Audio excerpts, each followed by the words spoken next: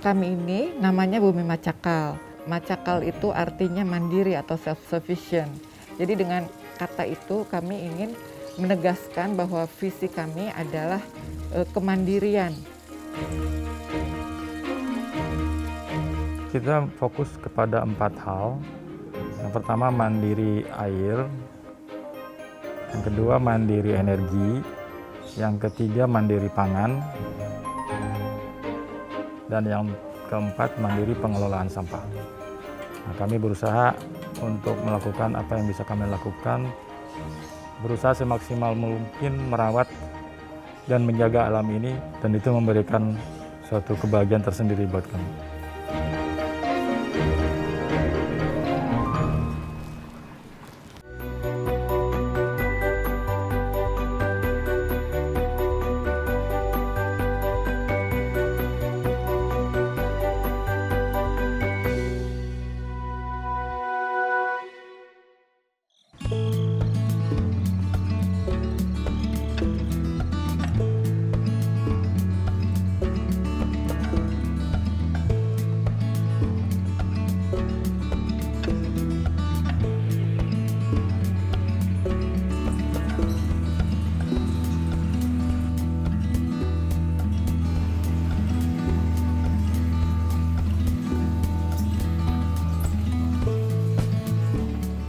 Selamat datang di Bumi Macakal, rumah tempat tinggal kami.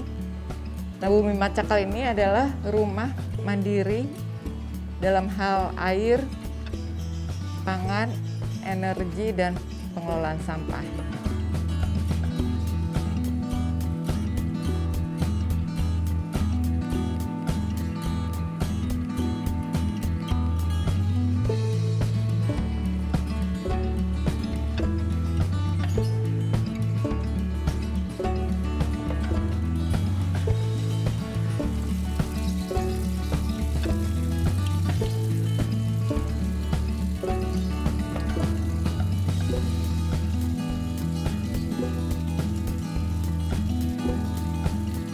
Jadi di sini kami membuat kebun mandiri pangan.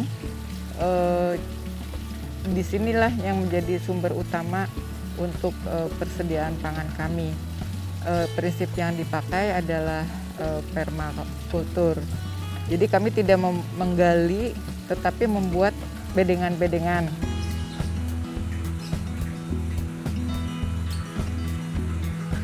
Nah, untuk penyiraman kami menggunakan sistem irigasi tetes.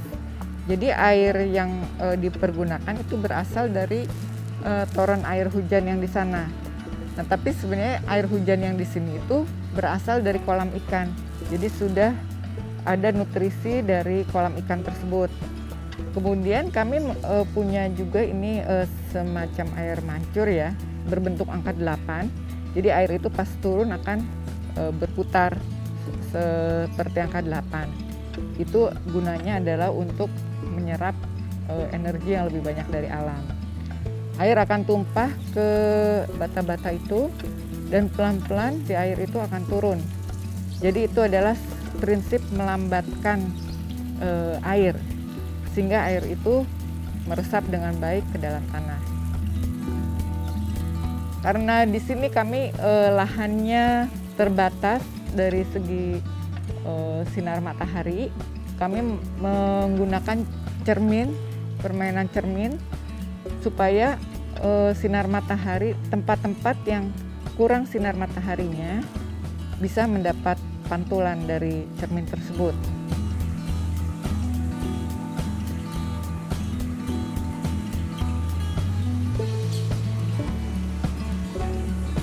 Ya sebenarnya ini adalah sebuah rumah tinggal biasa untuk kami dan keluarga besar kami.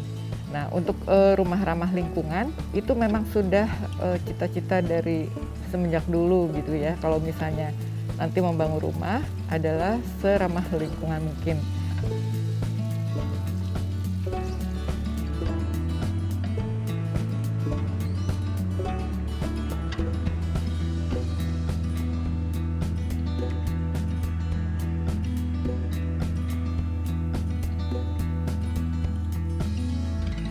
Saat ini saya berada di balkon di atas carport.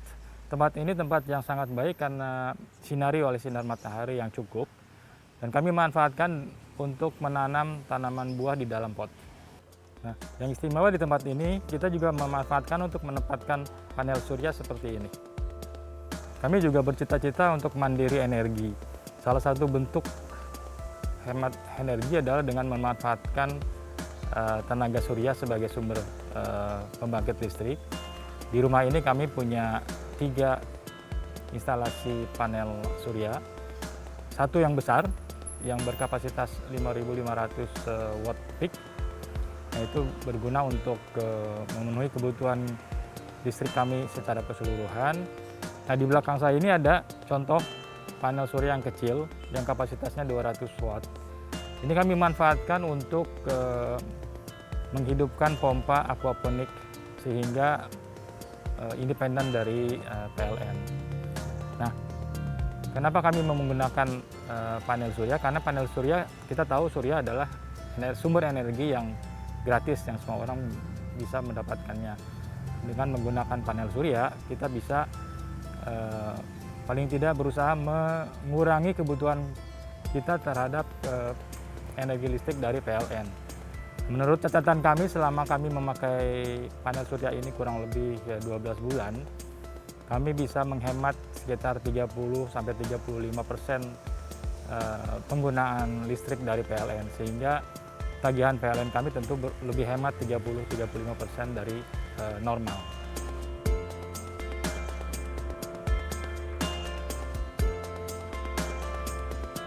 Yang dihasilkan itu terus terang belum mencukupi kebutuhan sehari-hari.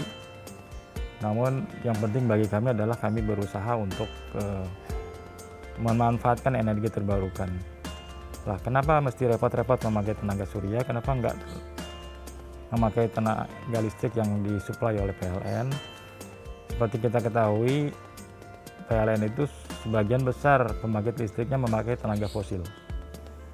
Dalam hal ini di Indonesia memakai tenaga batu bara. Nah, dan kita tahu bahwa PLTU batu bara adalah salah satu pusat pencemaran lingkungan yang selain membahayakan lingkungan juga membahayakan penduduk di sekitar lokasi instalasi tersebut. Dan kita tahu secara global pengaruh pembangkit listrik batu bara itu terhadap pemanasan global, terhadap perubahan cuaca. Dan kami merasa bahwa sudah saatnya sekarang beralih kepada energi terbarukan, karena energi batu bara juga termasuk energi yang tidak terbarukan sehingga suatu hari akan habis.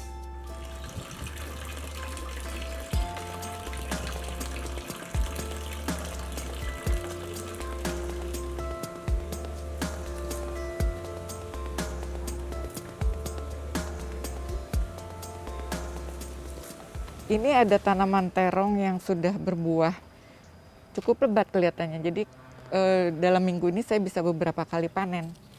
Kita ambil dulu yang besar, soalnya secukupnya aja.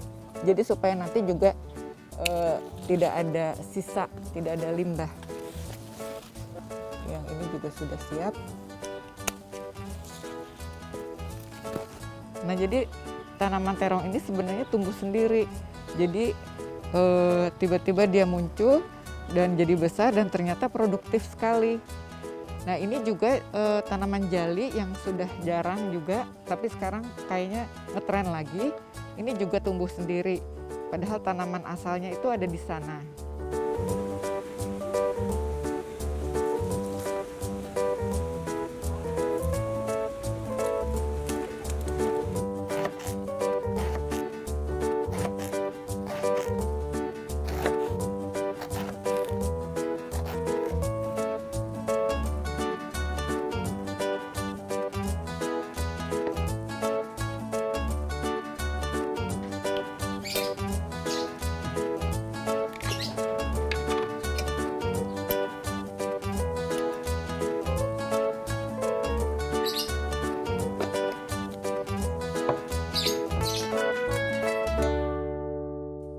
Ini terong yang sudah tadi sudah saya siapkan. Jadi sekarang mau saya panggang saja dengan memakai solar oven.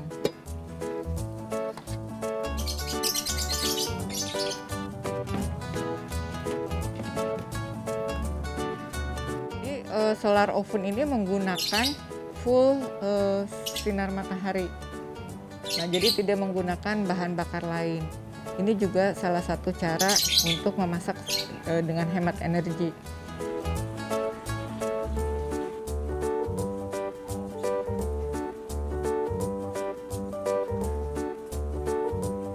Jadi ternyata buah yang cukup keras seperti terong pun bisa matang dengan pemanasan sinar matahari. Nah, jadi karena kita sangat kaya dengan tenaga sinar matahari, kita sekarang lebih fokus untuk mengembangkan teknologi, misalnya pemasakan dengan sinar matahari. Jadi kalau sampai nanti harga gas melonjak atau tidak ada bahan bakar yang lain, ya kita tengoklah ke atas. Kalau misalnya matahari sedang bersinar cerah, keluarkanlah bahan masakan yang akan kita masak, kemudian kita buat masakan.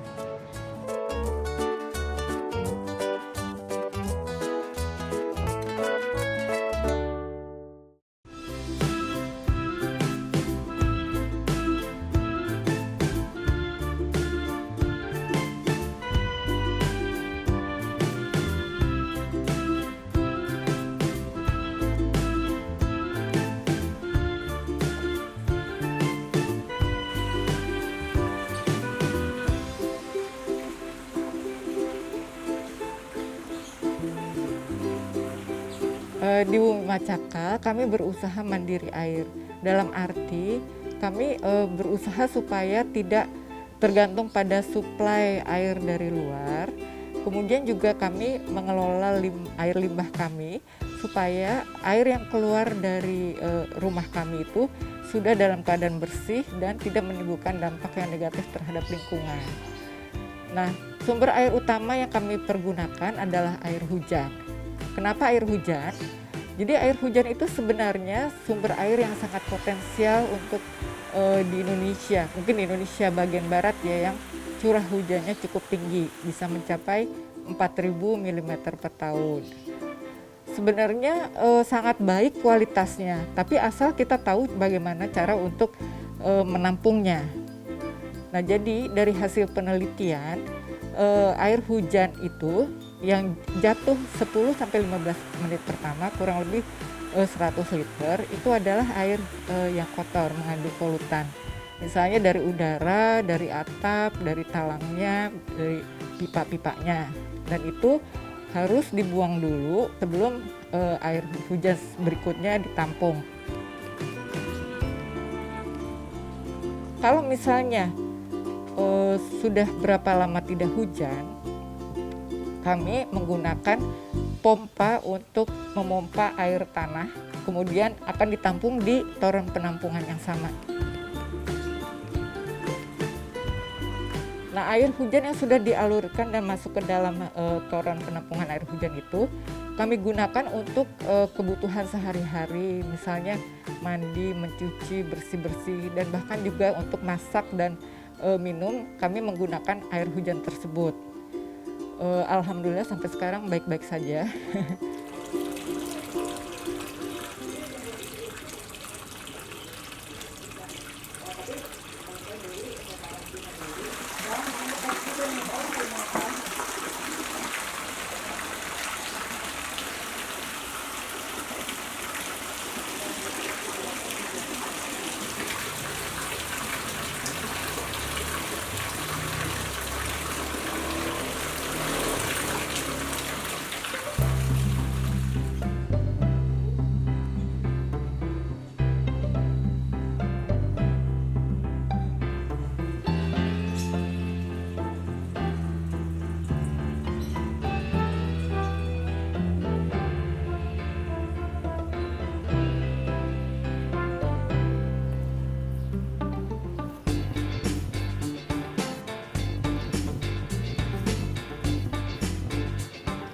Ini ada satu bagian dari taman kami yang butuh perawatan yang lebih intensif.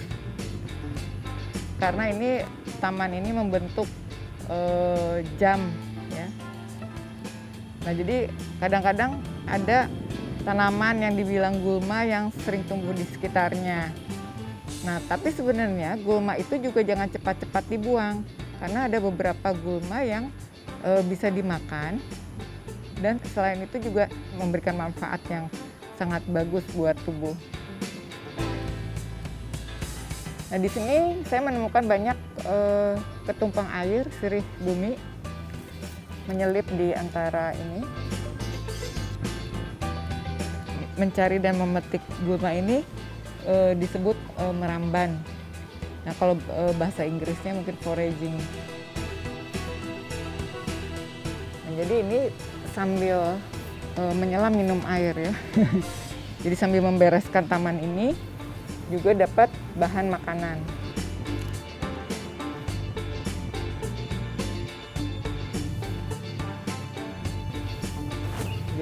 Jadi asik kayak nyari kutu. Kayak suka nyari kutu aja.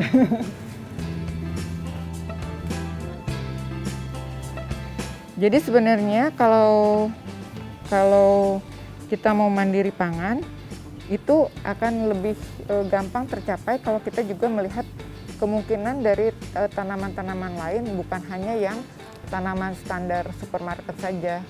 Jadi mungkin ada tanaman yang tidak umum yang kita tidak pernah dengar, misalnya yang dari yang dibilang gulma ini, tapi ternyata sangat rasanya lumayan dan manfaatnya juga banyak. Nah, jadi ini bisa dapat satu porsi makan bersama keluarga. Meramban memang yang harus diperhatikan adalah di mana tanaman itu berada. Kalau misalnya di pinggir jalan, ya mungkin tidak bisa dikonsumsi ya, karena kena polusi udara gitu.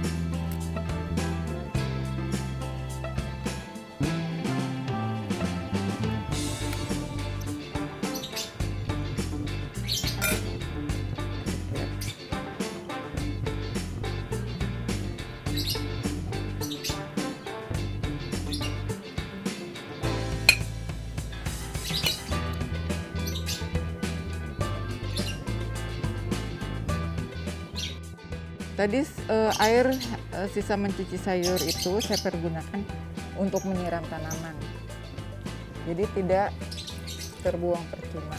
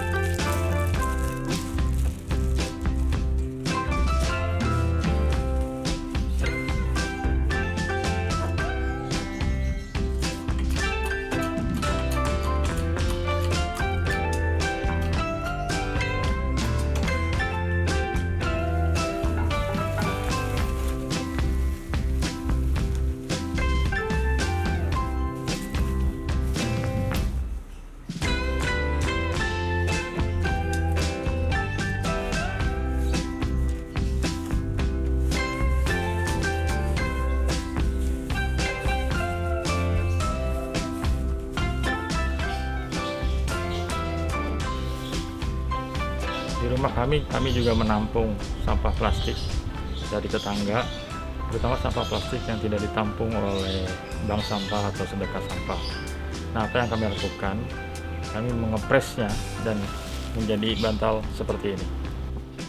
Selain bantal, kami juga membuat eco-brick seperti ini.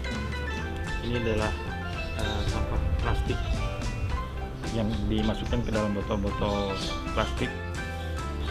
Nah, ini bisa dimanfaatkan baik sebagai bangku ataupun sebagai meja, tergantung dari jumlah eco-bricknya sendiri. Dengan demikian, sampah plastik seperti ini tidak berakhir di TPA.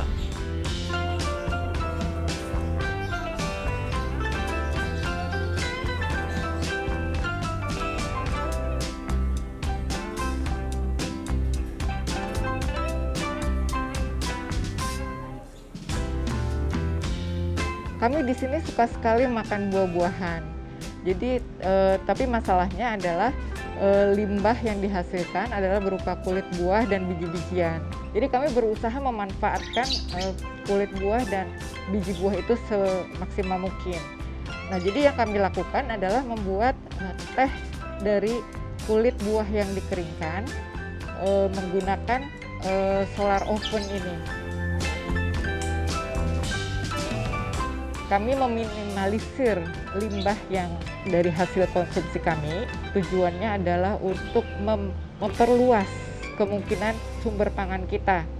Jadi kita tidak hanya fokus pada buahnya saja, kemudian setelah itu kulit dan bijinya dibuang. Padahal itu malah mengandung nilai nutrisi yang lebih tinggi dari buahnya.